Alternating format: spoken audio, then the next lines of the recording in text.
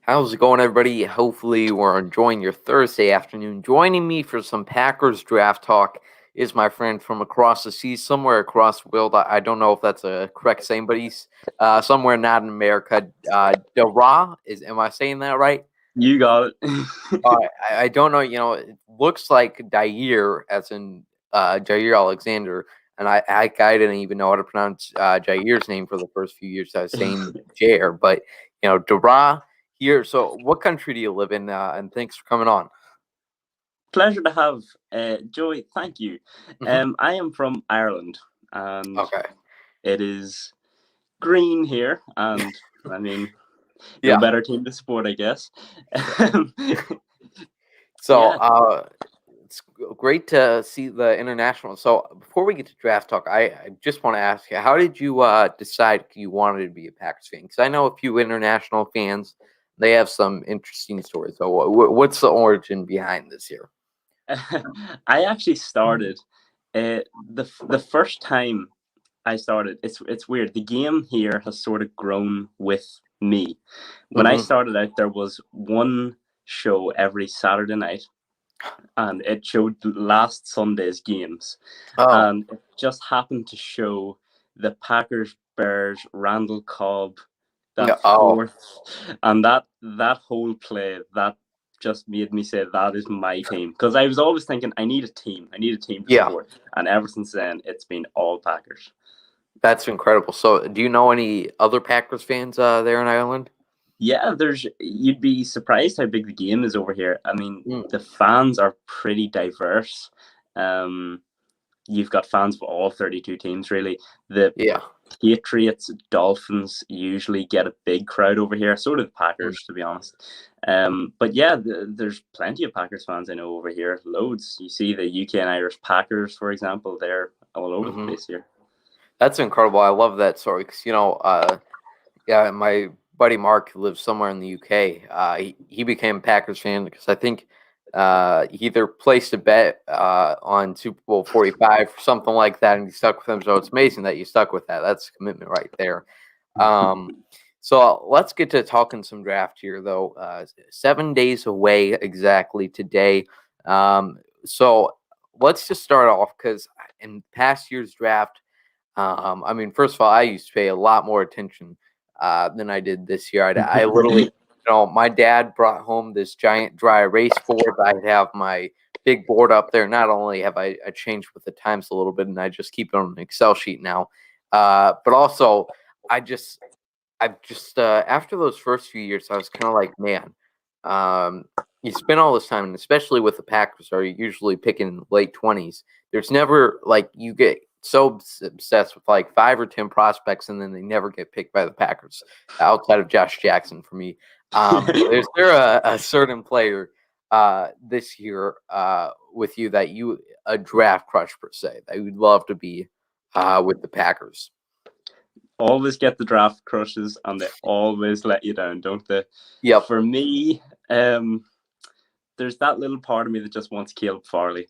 I mean, Mm, he's got the injury issues, but oh my God, he's such an elite player when he's healthy. If the yeah. Packers were to take the risk on him, if he was to fall to 29, which it's looking like he might, Uh huh. um, Farley, Newsom, corner, basically. Yeah. Yeah, I love Greg Newsom. There's so many names that come out in these last 2 weeks, being associated with the Packers a lot. I love Asante Samuel. Yeah. And there are always so many surprises on draft night. We had DK Metcalf falling pretty far a few years ago. Darius Geis falling even farther, which now we understand why. And then just all of those prices that it's impossible to predict. I love Caleb Farley. The idea of he could be a top 10 cornerback in the game, and we might be able to get him at 29. And there's risk involved there, but high risk, high reward. Risks win Uh, Super Bowls. Yep, exactly. Got to take a risk at some point to become a great football team. So, got Caleb Farley, and then others at the cornerback position. Who are some other guys, maybe in round 2 or late round 1? Do you think the Packers could possibly trade down for, forget in round 2. Yeah, well, like you said, Asante Samuel is probably just a fringe day one player. He's Hmm. not going to be there. It's very unlikely that he's there at the end of round 2 for the Packers. Yeah. Same goes for Paulson Adebo. He is a Oh. really good player. Not getting the hype he should get because he opted out last season. He's got the relative athletic score. He fits the new Barry zone scheme on the defense. Yeah, him. There are some other guys. You think the Georgia cornerbacks, Stokes and Campbell. Yeah. Yeah, they're guys that you could get in there too. If they're, it's looking like they might trade. I'd say it's more than Yeah. likely that they trade. I know. That's like you get this instinct. Last year it was weird with Jordan Love. I mean, everything about that year was weird. But it was kind of like, and every single year it feels like, all right, there's no way they trade up. 2018 is for Jair. At 14, we didn't expect the finesse that Brian Gutekunst pulled to go to 29 and the 18. And then Jordan Love obviously moving up 4 spots. I remember like Ian Rappaport reporting that the Packers were eager to trade up with some team for the draft last year. Do you think what is more likely? And I guess the better question is, if they trade up, what do you think they're looking for? Are they looking for a specific player? Are they looking for just they want to add talent? Maybe they're looking at the defensive tackle draft class and it's pretty weak, so they want to get up and get Christian Barmore from Yeah. Alabama. What do you think the Packers would be looking for if they're trading up? Yeah, I think Barmore is definitely an option. I think again, he's probably going to be one of the more. He's going to go higher than he probably should just because of how weak the rest of the class is at the position. Mm, I think one thing that we have to look out for is the Packers will want to get a head start on this offensive tackle class. mm, You've got Cosme, Eichenberg, Tevin Jenkins, all kind of 20s guys, between 20 and 30, all those guys go off the board. Excuse me. You could see the Packers try and get a jump up. Cosme, like that's just a Packer through and through. 9.99 RAS score. yeah. Relative athletic score, it will be interesting to see if Brian Gutekunst continues with that trend. Yeah, I'd agree with you. I'd love the offensive tackle pick. And trading up, it will be interesting. I think there's just a few players that are fit, that are outside of the box players, or once very rare type players like Trevin Morg from TCU, and some wide receivers. I'd be very shocked if the Packers traded up for a wide receiver, but I've been shocked for. Um, and then offensive tackle, yeah, it's pretty deeper class, but maybe they really have their eyes on a guy like Cosme who fits their mold, like you mentioned. On the flip side, what do you think would be the Packers' plan if they end up trading down? Are they trying to add as much positions as needed as possible, or do you think it's kind of a Kevin Keane situation where they're just looking to add a guy that they have their eyes on, that they know they can get a few picks later? Yeah, I really think the Kevin King situation could play out again this year where they Mhm. say, look, we can just get a few more picks, just get into the early second. I will be heartbroken because I will have stayed up until 5 a.m. on a Thursday Yeah. night to see my team just say, no, we'll do it tomorrow. Yeah. So I do think that can happen. If it does, you've got plenty of guys in there. This second round is very deep, and there's Mm. going to be first round talent fall to that second round. We know the Packers always like to shuffle around the board, get as much value as possible for their picks. Yeah. Uh, so the offensive tackle class is pretty deep. If they want to get a defensive tackle, I think it will be most interesting. That first round pick will tell us a lot about how they're going to attack and go about the rest of the days if they end up making that first round pick. I mean, we complain about having to stay up till 11, 12, and you're over there at 5 a.m. Waiting for Friday. So I would really look. I would say there's better chances that they end up trading up, but you never know. All depends on how the board falls. Let's talk a little bit about that wide receiver position because I've been thinking about the past 2 days. Obviously, the popular idea, at least for national writers, that the Packers are going to, they absolutely need to get Aaron Rodgers some help, get him some weapons. But what are you looking at with this group of guys after Jamar Chase, Devontae Smith? There's pretty few and far between of wide receivers that will go in the first round. So you got that group of Rashad Bateman, Kadarius Toney, Elijah Moore. Which one of those guys, I mean, do you think the Packers will take any of them? And which one do you think fits the Packers the best? Yeah, this is a very interesting question because you've got so many different styles of players there. I mean, if you want to talk about winning next season, and if next season is an all-in season, you're probably best with a Moore or a Toney, someone who can play that gadget role. I mean, because you look at Bateman. Bateman, in my opinion, is baby Devontae Adams, and if Devontae Adams isn't going to be around after next season, perfect. Bateman will just come in and he will play that role. But if you need to win next season, do you sacrifice that that future upside for the win now? No. Yeah, I like Bateman. I really haven't looked too much into. So, but like you mentioned, I would really like a gadget guy like Toney, or more that kind of fits that Tyler Ervin role that Matt LaFleur likes. So they have some interesting options, and it really just depends on how the board falls. So we'll have to see with that. Going into the later rounds, what do you think positions they try to attack there? Because there's a lot to talk about with cornerback, offensive tackle, wide receiver, defensive tackle. But what positions do you think the Packers might look to add depth to on the later days? Well, luckily for the Packers, they kind of just kept everyone from last year. Other than,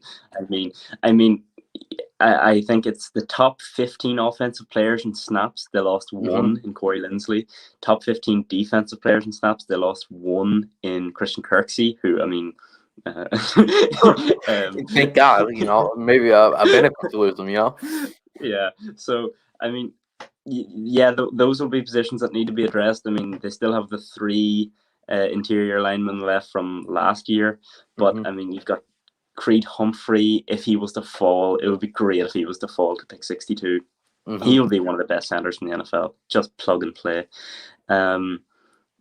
Other positions, you're looking at linebacker. The class isn't overly deep. There's people like Jabril Cox in there, maybe. Obviously, D-line is a need, but again, not deep at all. After Aleem McNeil and Onwuzurike, it kind of just falls off. But there still are plenty of options at receiver. Dwayne Eskridge he seems like he's everybody's draft crush, and we've heard the Packers have interest in him. How true that is, we won't know. I mean, we also heard that the Packers could trade Jordan Love, which you debunked, you and Nate Temple. Yeah, my uncle tells me the Packers are very much interested in Dwayne Eskridge. In the later rounds, I think they'll definitely look to add those year or two out needs. Outside linebacker, maybe they even try to add that earlier on than we expect. Outside linebacker coming up with Rashawn Gary and Zadarius Smith. Preston Smith most likely gone after this year. Offensive tackle is probably the offensive line position they'll look to add pretty early, because then you get the flexibility of moving Turner in, and then you have your three interior guys pretty much set. But then after that, you could really use some depth at those left guard, right guard situations. And you have no idea what they think of Stepaniak or Jake Hansen at this point. On the defense side of things, inside linebacker, I'm sure they'll add somebody else in that group. But at some point, you can't just keep stacking on fifth rounders like Kamal Martin and seeing if they'll work. You got to hit pause at some point. All right, let's end it off here. I should probably have a question prepared to end it off with before I say that. But one thing I'm actually going to slide in, okay? We shouldn't forget about running back. late in this draft. Mm. Because when you look at it, on the front of things, we have Jamal. Or sorry, we don't have Jamal. Oh, unfortunately, we have Aaron Jones. We have AJ Dillon. People seem to forget that we entered a Thursday night football game last year with Tyler Irvin and Dexter Williams as our lead backs. And let me tell you, if Aaron Jones goes down, which he has numerous times, nearly every year, Aaron Jones has got hurt at one stage or another. It just happens to running backs, especially as they go on to their second contract. Yeah. AJ Dillon, as good as he is, he's not going to be able to carry the receiving load. He's only got like 13 career receptions, including college football. Oh God! Wow. So I mean, they looked at they've interviewed. I think the first guy they interviewed completely was Jamar Jefferson from Oregon State. You got plenty of guys in there. I mean, 5th round running backs are money every year. Yep. Late round, It's where they found Aaron Jones. Maybe this class will be just as deep as the 2017 running back draft class. I love Kenneth Gainwell from Memphis State. Yeah. Yep. So I have to see where they add in the positions. All right, let's hear. We've heard your draft clash, but let's hear your prediction at pick 29 for the Packers. I wanted to make it interesting, but I'm not going to. The Packers, I think, I mean, my opinion means nothing here. Brian Gutekunst just throws curveball after curveball. We'll probably get like a tight end. Yeah. So get Tommy Trimble in round 1. I mean, I'm not complaining. I mean, offensive tackle, I think Cosme is the guy. If they're to step out of 29 and Cosme's on the board, I would be very surprised if they passed on him. It's the Packer thing to do. Yeah, I would be pretty shocked. I mean, at some points they've looked to add offensive linemen later rounds. David Bakhtiari, 3 last year. I mean, almost all of our starters from last year, all of our Pro Bowl starters in the past few years have come in the last few rounds. But then you got Brian Bulaga. They value offensive linemen nonetheless. Hopefully this one doesn't turn out like Jason Spriggs this year. But yeah, I think I have an 80% feeling or 80% chance. I think they'll go with offensive tackle unless someone slips. If they like Farley, if they like Barmore, I think offensive tackle is a pick there, and I'll go with Kevin Jenkins, just mixing ups there. All right, that's all we got for you today. Thanks so much, Daire, for joining me. Thank you for having me on, Joey. No problem. Where can people find you on Twitter? You can find me at Daire Carragher. It's just my name, so it's the name on the bottom. It's not easy to spell. Just Jair with a D is the. There you are. Yeah. Thanks everybody for watching. Make sure you subscribe to the Underage Packers YouTube channel. You can follow me on Twitter at JoeyGPG. We'll have some more draft content coming out for you in the next few days. And as always, go Pack Go.